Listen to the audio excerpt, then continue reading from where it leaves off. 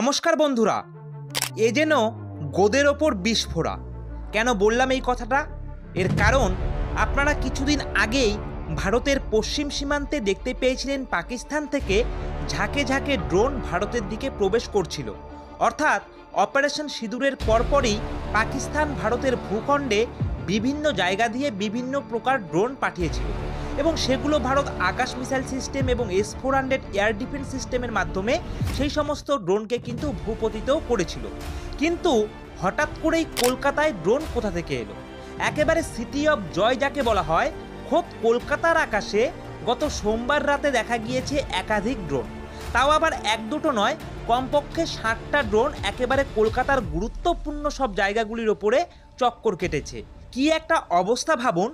যখন দেশ কার্যত যুদ্ধপ্রায় অবস্থা থেকে খানিকটা স্থিতিশীল অবস্থায় ফিরেছে, ঠিক তখনই কলকাতার আকাশে 60টা ড্রোন কলকাতার গুরুত্বপূর্ণ সব জায়গায়, যেমন ফোর্ট উইলিয়াম সেক্টরে, এছাড়াও দ্বিতীয় হুগলি ব্রিজে, হেস্টিংসে, তার ওপর দিয়ে কিন্তু চক্কর কেটেছে এই ড্রোনগুলি।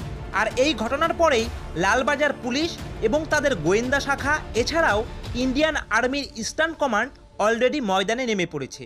কি সেইগুলো? কোথা থেকে এলো এতগুলি ড্রোন? কারাই বা ওড়ালো? এবং কলকাতার রাতের আকাশে এই রহস্যময় ড্রোনগুলি কিভাবে এলো, কেন এলো এবং কারা রয়েছে এর পেছনে, সবটা জানার চেষ্টা করব আজকের এই একটি প্রতিবেদনের মাধ্যমে। তো অবশ্যই আজকের এই প্রতিবেদনটি অত্যন্ত গুরুত্বপূর্ণ প্রতিবেদন। আপনারা স্কিপ না করে সম্পূর্ণ প্রতিবেদনটা দেখার চেষ্টা করুন। তো বন্ধুরা, সবার প্রথমেই যে আপডেটটা উঠে আসছে সেটা হচ্ছে কলকাতার আকাশে রহস্যময় ড্রোনের ঘোরাফেরা লক্ষ্য করা গিয়েছে। অর্থাৎ গত সোমবার রাতের আকাশে দেখা গিয়েছে 60টি ড্রোন। আর এটা নিয়েই তোলপাড় কিন্তু বর্তমানে কলকাতা পুলিশ। অর্থাৎ কলকাতা পুলিশের বেশ কয়েকটি থানাকে ইতিমধ্যেই সতর্ক করে দিয়েছে লালবাজার। ড্রোনগুলির ওপর শুরু হয়েছে গোয়েন্দাদের নজরদারি। এছাড়াও ভারতীয় সেনাবাহিনীর ইস্টার্ন কমান্ডও এই তদন্তে কিন্তু অলরেডি নেমে পড়েছে। যদিও শেষ পর্যন্ত এই 60টি ড্রোনই কিন্তু পালিয়ে যায় বলে কিন্তু লালবাজার সূত্রে আপডেট উঠে আসছে। এছাড়াও কি আপডেট উঠে আসছে? এছাড়াও যেটা আপডেট উঠে আসছে যে কিছুদিন আগেই কাশ্মীরের ড্রোনের মাধ্যমে হামলা চালানোর চেষ্টা করেছিল পাকিস্তান এবং তারা কিন্তু সফল হয়নি। তাই রাতের অন্ধকারে কলকাতার আকাশে অজানা ড্রোনের এই বিচরণের বিষয়টিকে কিন্তু অত্যন্ত গুরুত্ব দিয়ে দেখছে লালবাজার। এছাড়াও কেন্দ্রীয় গোয়েন্দা সংস্থাও কিন্তু এই বিষয়ে তদন্ত শুরু করেছে, যেমনটা আমি খানিকক্ষণ আগেই বললাম। যেহেতু কলকাতার গুরুত্বপূর্ণ যে সমস্ত জায়গাগুলি রয়েছে, যেমন ফোর্ট উইলিয়ামের কাছে এই ড্রোনগুলিকে উড়তে দেখা গিয়েছিল, তাই বিষয়টি কিন্তু খতিয়ে দেখছে ইস্টার্ন কমান্ডের আধিকারিকরাও। পুলিশ সূত্রে যেটা জানা যাচ্ছে যে সোমবার গভীর রাতে মহেশতলা এবং বেহালার দিক থেকে পরপর 60টি ড্রোনকে আসতে দেখা যায়। সেগুলি প্রথমে হেস্টিংস এলাকায় ঘোরাঘুরি করে এবং ওই এলাকায় দ্বিতীয় হুগলি সেতু, ফোর্ট উইলিয়ামের মতো গুরুত্বপূর্ণ জায়গাগুলি রয়েছে এবং তার ওপর দিয়েও কিন্তু এই ড্রোনগুলি চক্কর কাটে। এরপর সেই ড্রোনগুলি ময়দানের ওপর দিকে ভিক্টোরিয়া মেমোরিয়ালের কাছে যায়, সেখানে খানিকক্ষণ ঘোরাঘুরি করে এবং তারপর জওহরলাল নেহেরু রোডের ওপর একটি বহুতলের আশেপাশেও কিন্তু ঘুরতে দেখা যায়। তারপর এই 60টি ড্রোনের মধ্যে 5টি ড্রোন উড়ে যায় পূর্ব দিকে, অর্থাৎ পার্ক সার্কাসের দিকে, এবং তার মধ্যে 2টি ড্রোন উড়ে যায় উত্তর কলকাতার দিকে। প্রথমে হেস্টিংস থানার পুলিশ এই ড্রোনগুলিকে উড়তে দেখে লালবাজারকে জানায়। এরপর সতর্ক করা হয় ময়দান সহ অন্যান্য থানাগুলিকেও। কেউ রাতে ড্রোনগুলির সাহায্যে গোপনে কোনো ছবি তুলছিল কিনা তা জানার কিন্তু চেষ্টা করা হচ্ছে পুলিশের তরফ থেকে। যদিও শেষ পর্যন্ত সেই ড্রোনগুলি কোথায় গিয়েছে বা কোথায় পালিয়েছে সেগুলো জানার জন্য কলকাতা পুলিশের STF ও গোয়েন্দা বিভাগ কিন্তু তদন্ত শুরু করেছে। এছাড়াও ভারতীয় সেনাবাহিনীর ইস্টার্ন কমান্ডও কিন্তু তদন্ত শুরু করেছে। অর্থাৎ এই ড্রোন পাঠানোর পিছনে কোনো চরবৃত্তির উদ্দেশ্য ছিল কিনা সেটাও কিন্তু জানার চেষ্টা হচ্ছে বলে কিন্তু পুলিশ জানিয়েছে।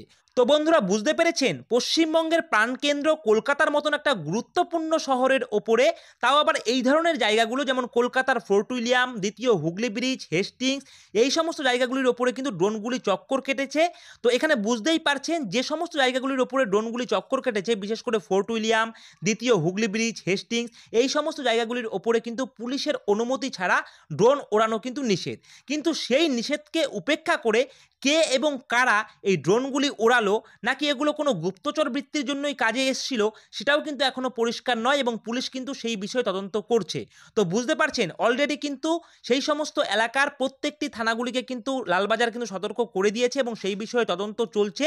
তো যারা এই ড্রোনগুলি পাঠিয়েছে তারা কেন পাঠিয়েছে, সেগুলো আদতেও ড্রোন কিনা সেই বিষয় নিয়েও কিন্তু ভারতীয় সেনাবাহিনীর ইস্টার্ন কমান্ড তদন্ত করছে। তারা বলেছে যদি ড্রোন হয় সেটা পরবর্তী কিন্তু তদন্ত সাপেক্ষে সব কিছুই বেরিয়ে আসবে।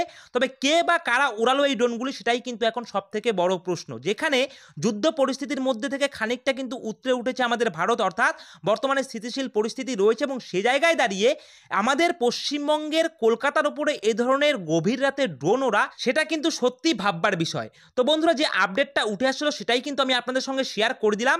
তো বন্ধুরা, আপনারা যারা আমাদের এই ভিডিওটি কলকাতা থেকে দেখছেন, আপনাদের কাছে যদি এই ধরনের কোনো রকম ইনফরমেশন থেকে থাকে যে গত সোমবার রাতে কে বা কারা এতগুলো ড্রোন একসঙ্গে উড়িয়েছে কলকাতার আকাশে, এই ধরনের যদি কোনো রকম পাকাপোক্ত ইনফরমেশন থেকে থাকে তাহলে অবশ্যই কিন্তু আপনারা কলকাতা পুলিশের সঙ্গে এই ইনফরমেশনগুলো কিন্তু শেয়ার করবেন। যদি আপনাদের কাছে ইনফরমেশন থেকে থাকে এবং তার যদি পাকাপোক্ত প্রমাণ থেকে থাকে তবেই কিন্তু শেয়ার করবেন, কারণ অযথা গুজবে কিন্তু কান দেবেন না। আর এখনো পর্যন্ত কিন্তু এটা পুষ্টি হয়নি যে এগুলো আদতেও ড্রোন ছিল নাকি অন্য কোনো কিছু। এ বিষয়ে কিন্তু পুলিশ তদন্ত করছে, কোনো রকম গুজবে আপনারা কান দেবেন না। এছাড়াও কোনো রকম গুজবে এসে কিন্তু আতঙ্কিত হবেন না। সর্বোপরি মনে রাখবেন, আমাদের পাশে পুলিশ প্রশাসন রয়েছে, আমাদের ভারতীয় সেনাবাহিনী রয়েছে।